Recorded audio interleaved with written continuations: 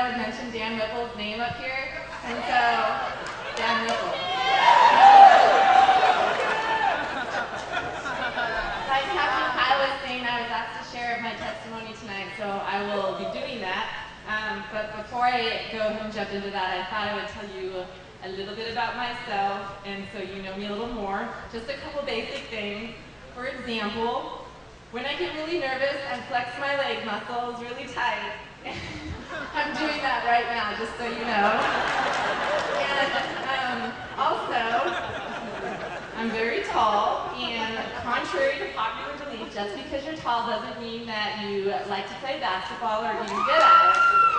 And my kids, and when I say my kids, I mean the kids that I work with, they like talking about my height a lot. And just the other day, one of my boys came up to me and he said, "You're bigger than my mom." And then he went on and he said, "You're bigger than my dad." He wasn't done. He said, "You're bigger than my house." And all I said is, that's how God made me. And anyways, so I'm just going to tell you a little bit how I came into being a youth director, because I didn't ever really want to be a youth director. I wanted to be a school teacher, or I wanted to work in corporate America. I didn't know what that would look like, but I pictured myself being in a big, tall, fancy building with marble floors. And after I graduated school, my core officers where I attended in Reading, Majors Wayne and Patricia Wetter, they told me the youth director is leaving, and so they asked me to come into the position. And I said no right away. I said I'll pray about it, but I didn't really want to, because I decided I didn't want to be a school teacher, so I probably wouldn't want to work with kids. And so, but I did pray about it because I told them I would. And they pursued me a lot that summer, and I just couldn't get peace about not going there, but I was fighting it really hard because I didn't want it to be that way. I wanted it to be the way that I pictured it. And basically after one night where I couldn't sleep at all, I had one night of peace that I knew that this is where I was supposed to be. And so I called them the next morning before I chickened out, and I said, "All right, I'll come." And so I went to Reading to be the youth director, but I've been there about 3 years, and for my first 2 years, I really didn't like it at all. And it wasn't because of anything that kids did or that my officers did. It was myself, because I put a lot of pressure on myself, and I have very high expectations of myself, and I was really scared of failing. And so I dreaded almost every day, and I dreaded program days the worst, because I just couldn't wait for them to be over, because I felt really, I dealt with a lot of anxiety that I was going to not be good enough.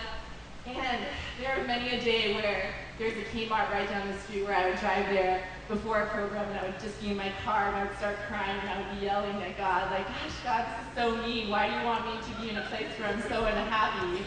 I thought it was so mean of God. And I didn't mind doing the job, I just didn't want the emotions that I felt, because even when I wasn't at work, I felt so distracted. I was always thinking about it, and I had a huge fear of failure, and I just wanted to escape that. I didn't want to be in that position anymore. And so I started looking for a way to have a good excuse to not be in the job anymore. And one of my girlfriends told me about a job that she worked in, which was what I had originally thought of myself doing. It was kind of like a corporate America job. It was working for Homecomings Financial in Dallas, Texas. And so I actually went there, and I decided to try it. And so I left after 2 years, and I went to Dallas. And it was the way I pictured it. It was this 40-story tall building with the glass doors that you walk through, and there's bellmen pointing you to the elevators. And I dressed fancy, but it was just as bad. It was even worse now, because now instead of my feelings came with me, and all my fears and problems came with me, only this time I was isolated, and I didn't have a support system. I didn't know anybody in Dallas. And I was really sad. I was very sad there. And I was really disappointed that things didn't turn out the way I pictured them, because I thought I would feel better. I thought my emotions and my fear of failure would go away, but they came with me. And I was really sad in this job. I didn't like it. And so one day on my way to work, I just started crying, because I was just like, basically I felt like wherever I went, I was a failure. and I thought that I sucked at life and I wasn't good at being a grown-up, and I'd made a commitment to be here for a year, and it's been like 3 months and I was already ready to leave. And so I went that day, and that was a low point for me. I visited a dark place spiritually and emotionally. I called in work sick, and I went and sat in a park, and I knew that I had to make a decision to either come back home or to stay there. And I didn't know what to do. I felt like I couldn't hear God's voice anymore. I felt like I messed up and that I didn't know how to hear God. And I remember thinking, like, I have to go get something to eat. It's 3 in the afternoon. I need to go at least eat something. And I went to a Jack in the Box, and I got a salad. And I was sitting there, and I couldn't, like, it was affecting me physically. I was sitting there, my hand was shaking. I couldn't even get the food to my mouth without it falling. And I just thought that I wasn't okay, and I needed to make a change. And that night, I was reading the Bible, and I went to James, and I was reading James chapter 5.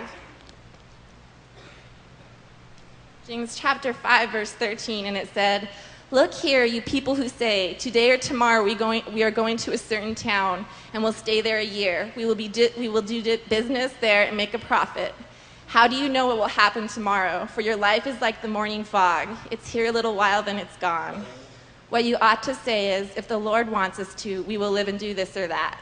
Otherwise, you'll be boasting about your own plans, and all such boasting is evil." And it hit me really hard because I felt that was very specific to what I had done. I'd put all my hope into my plans, and even staying there for a year, which was my goal and which was what I told everybody. And I ended up coming home after 3 months, and time's up.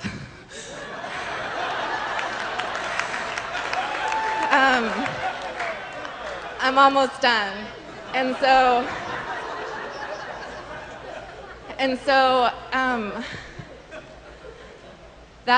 those verses hit me really hard because it was a very important lesson to me to hold my plans loosely, because I put so much of my confidence and my hopes in my circumstances and in my emotions, and they all fell apart. None of them carried through for me.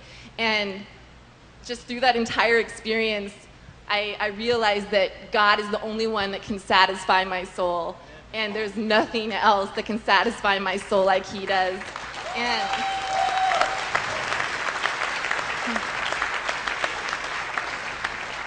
And so when I came back from Texas, the job was still open, and my Corps officers asked me if I still wanted it. And I did, because God changed my heart, because He does that. And He made it be different, and He made me, instead of dreading it, He made me look forward to it and missing my kids and wanting to be with them and wanting to pour into them. And so I guess I just wanted to encourage you folks with that just a reminder, where we put our hope in. Do we put it in Christ, or do we put it in the things around us? Because He's the only one that has unfailing love that will never let us down. Thank you.